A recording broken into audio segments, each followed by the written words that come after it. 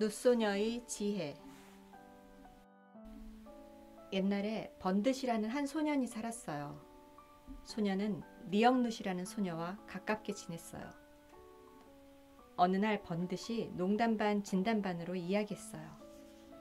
니역룻, 먼 훗날 만일 누군가 나의 부인이 되기를 바란다면 그녀는 아내의 의무를 존중해야 하고 연못 가장자리까지 내게 수건을 가져다 줘야 해. 만일 그런 여인이 있다면 나는 그 여인과 결혼할 거야. 이 말을 들은 니역룻은 나도 오빠와 같은 생각이야.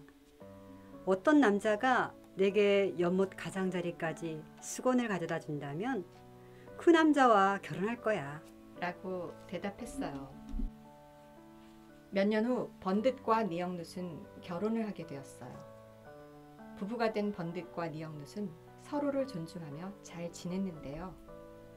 어느 날 둘이서 샤워하러 연못 가장자리에 갔는데 니역룻은 여보, 내가 수건을 안 가지고 왔어요. 내게 수건을 가져다 주세요. 라고 말했고 번듯은 아내에게 수건을 가져다 주었어요. 잠들기 전 둘은 이런저런 이야기를 하다가 니역룻이 번듯에게 장난스럽게 이야기했어요. 여보, 기억나요? 어렸을 때 그랬잖아요. 만일 누군가 연못 가장자리까지 수건을 가져다 준다면 그 남자와 결혼할 거라고 말이에요. 지금 그때 그 소원이 이루어졌네요. 번듯은 니역룻의 말을 듣고 어렸을 적 일이 떠올라서 창피했어요. 그렇지만 기분이 좋아 보이는 아내를 실망시키지 않기 위해 애써 속상한 티를 내지 않았어요. 니역룻은 자신의 말 때문에 남편이 속상할 거라고는 전혀 생각하지 못하고 잠이 들었어요. 깊은 밤 번듯은 몰래 배를 타고 멀리 떠나버렸어요. 아침이 되자 어느 항구에 도착했는데 그 항구는 세타이번 플라인츠 무언이라는 부자가 소유하고 있었어요. 부자는 자기 항구에 배가 들어왔다는 소식을 듣고 너무나 기뻤어요. 그래서 부자는 하인에게 번듯을 위한 환영 파티를 준비하라고 지시했어요. 부자는 번듯에게 2, 3일 머물다 가라며 친절히 이야기했어요. 그런데 번듯이 식사를 하고 있는 동안 부자는 하인에게 금으로 만든 거북을 번듯의 배 안에 숨겨놓으라고 지시했어요. 시간이 지나 번듯이 떠날 때가 되어 부자에게 인사하러 갔더니 부자는 말했어요. 잠깐, 지금 떠날 수 없어. 내 보물인 금거북이 사라졌다오. 그대의 배 안을 뒤져봐야겠어. 번듯은 부자의 계략인 걸 모른 채 저는 신의를 지키는 사람이요. 결코 남의 물건을 훔친 적이 없으니 어디 한번 찾아보시오. 라고 대답했어요. 부자는 만일 그대의 배 안에서 발견된다면 어쩔 것이오. 그대의 전 재산과 배를 내게 넘겨주고 나의 하인을 일할 수 있겠어? 라고 물었어요. 번듯은 화를 내며 물론이요. 라고 대답했어요. 부자는 자신의 하인으로 하여금 배를 뒤져보라고 했어요. 그 결과 번듯의 배에서 부자가 미리 숨겨둔 금거북이 나왔고 결국 번듯은 배와 재산을 모두 빼앗기게 되었어요. 그리고 약속한 대로 부자의 하인으로 일하게 되었답니다. 니역룻은 남편이 사라진 것을 확인하고 안절부절 못하며 백방으로 수소문했어요. 남편의 배가 없어진 것을 확인하고는 번듯이 떠나버렸다는 사실을 알게 되었어요. 그래서 니역룻은 짐을 챙겨서 배에 싣고 남편을 찾으러 구관주와 함께 떠났어요. 부자의 섬까지 도착한 니역룻은 남편의 배를 발견하였어요. 그런데 여기저기 구석구석 살펴보았으나 남편은 보이지 않았어요. 니역룻은 남편을 찾기 위해 당분간 항구에 정박하게 해달라고 요청했어요. 부자는 물품을 가득 실은 배가 항구에 도착하는 것을 보고 매우 기뻐하며 예전과 똑같은 계략을 세웠어요.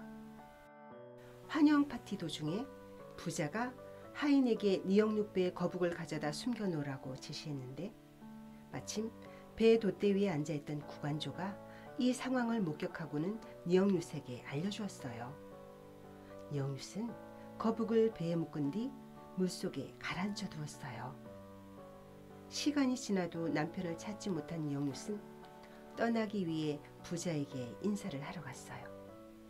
그러자 세타이번 플라인츠모어는 대뜸 그녀가 자신의 금거북을 훔쳐갔다고 고발했어요. 니역윷은 화를 내며 배 안에 금거북이 있다면 배뿐만 아니라 배 안에 실린 물건 전부를 주겠어요. 고 말했어요. 부자도 만약 배 금복을 찾지 못한다면 자신이 모든 하인과 재산을 당신에게 주겠다. 고 맞받아쳤지요. 서로 간에 이렇게 약속이 되자 부자의 하인들은 즉시 배를 수색하러 들어갔어요. 그런데 하인들이 최선을 다해 찾아봐도 금거북은 찾을 수 없었어요. 결국 부자는 약속한 대로 자신의 모든 재산을 그녀에게 주려고 했어요. 그런데 니역윷은 모든 재산을 넘겨받기를 사양하면서 단지 물품이 가득한 배 5척과 하인 1명만 달라고 말했어요. 부자가 모든 하인을 불러 모은 다음 그녀에게 1명을 선택하도록 하였어요. 이때 하인들 가운데는 번드도 포함되어 있었는데 하마터면 니역윷이 남편인 줄 못 알아볼 정도로 옷을 제대로 입지 못한 채 있었어요. 어찌됐든 니역윷은 번듯을 찾아냈고 저는 번듯 1명만 데리고 가겠어요. 라고 말했어요. 번듯은 아내가 자신을 어려움에서 구해줘서 너무나 기뻤어요. 다시 만난 둘은 서로 기뻐하며 미래를 의논했어요. 부자는 마음대로 일이 풀리지 않자 기분이 나빴어요. 낙담한 마음을 추스르며 배에 거북을 숨겼던 하인을 불러 당시 상황에 대해 자세히 물어봤어요. 하인은 제가 거북을 숨기러 갔을 때 사람은 아무도 없었고 다만 돛대 위에 구간조 한 마리가 앉아 있었습니다요. 라고 말했어요. 그 말을 들은 부자는 하인들 하여금 구간조를 잡아오라고 명령했어요. 하인들은 구간조를 잡아온 다음 구워서 먹으려고 구간조를 기절시킨 뒤 털을 뽑아 기절한 구간조를 놔두고 소금을 가지러 갔어요. 하인들이 소금을 가지러 간 사이 구간조는 기절 상태에서 깨어나 나무 구멍에 뛰어들어 몸을 숨겼어요. 돌아온 하인들은 구간조가 보이지 않자 그냥 신경을 껐어요. 한편 번득과 니역윷도 구간조를 찾지 못한 채로 집으로 돌아갔지요. 구간조는 밤이 깊어질 때까지 계속 숨어 있다가 음식을 찾는 흰지를 만나게 되었어요. 구간조는 털이 다시 자랄 때까지 숨어 있을 만한 임시 거처를 마련해 달라고 흰지에게 부탁했어요. 흰지는 구간조를 가엾이 여겨 도와주기로 했어요. 며칠 후 구간조는 예전처럼 자란 털을 갖게 되었고 고마운 마음에 흰지에게 보답할 방법을 찾고 있었어요. 구간조는 흰지에게 나를 절까지 갈 수 있는 길을 찾아주세요. 그리고 절에 있는 불상의 윗부분에 소리를 낼 수 있는 구멍을 만들어주세요. 라고 말했어요. 흰지는 다시 한번 구간조를 돕기로 했어요. 절에 도착한 구간조는 불상 안에 들어가서 숨어 있었어요. 이때 한 동자 스님이 불경을 암기하려고 절 안으로 들어왔어요. 구간조는 동자 스님아, 언제까지 암송만 할 거야? 어서 음식이나 공양해 보렴. 이라고 마치 부처님이 이야기하는 것처럼 흉내냈어요. 동자 스님은 깜짝 놀란 채 밖으로 나가서 다른 스님들에게 이야기했어요.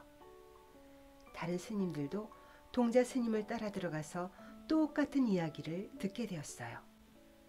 결국 그들은 절 안에서 7일 동안이나 종을 치며 쌀로 산을 쌓았어요.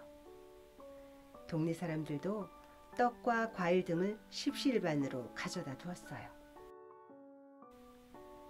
이러한 상황을 지켜보던 구관조는 흰지에게 말했어요. 저기 있는 떡과 과일들을 모두 가지고 가렴. 나는 이제 나의 주인을 찾으러 갈 거야.